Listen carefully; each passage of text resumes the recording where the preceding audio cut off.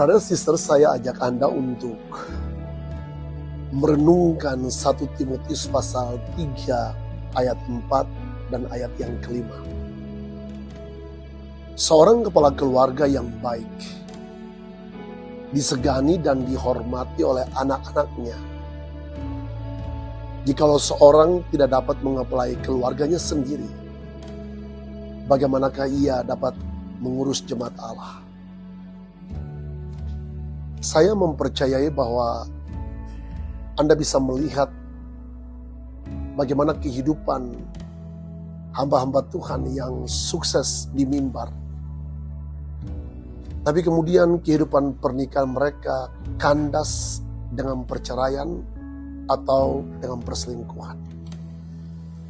Atau mungkin juga Anda bisa menyaksikan para CEO, presiden director, atau bahkan mungkin Anda juga menyaksikan orang-orang yang lain yang sukses dalam karier. Dan mereka adalah orang-orang yang juga melayani sebagai lay workers atau pekerja di gereja lokal. Tapi kemudian kehidupan pernikahan mereka gagal.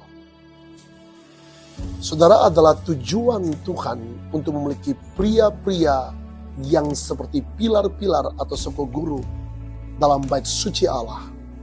Hal tersebut dicatat dalam kitab Wahyu pasal 3 ayat yang ke-12.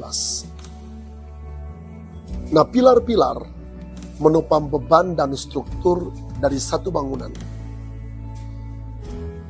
Jika seorang pria tidak dapat memimpin sekelompok kecil orang-orang dengan benar, yaitu istri dan anak-anaknya, bagaimanakah mungkin ia dapat memimpin kelompok yang lebih besar dalam bentuk gereja, ministry, atau departemen dalam gereja?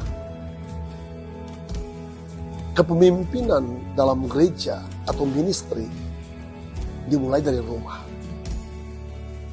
Matius 7 ayat 15 sampai dengan ayat yang ke-20, Yesus memberikan sebuah cara untuk menguji para pemimpin sejati. Dari buahnya lah kamu akan mengenal mereka. Tentulah istri seorang pria dan anak-anaknya adalah bagian dari kepemimpinannya. Jika kepemimpinannya tidak menghasilkan buah yang baik dalam keluarganya, bagaimanakah mungkin ia dapat bisa memimpin ministry, gereja, atau departemen di dalam gereja?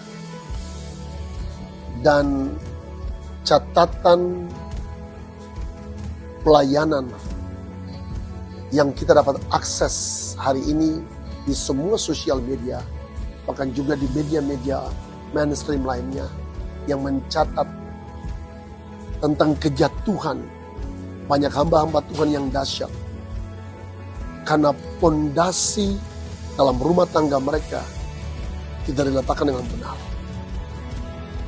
Seseorang bukan hanya harus mendengarkan apa yang kita khotbahkan dan diajarkan, tetapi dia juga harus memperhatikan bagaimana kehidupan keluarga para pemimpin.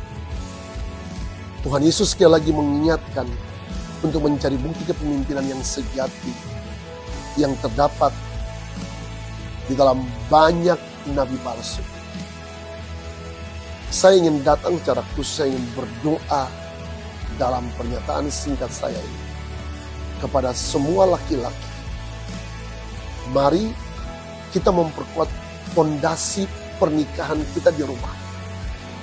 Jika tidak demikian, maka apapun yang kita lakukan di luar itu hanya seperti sebuah teater, sebuah sandiwara.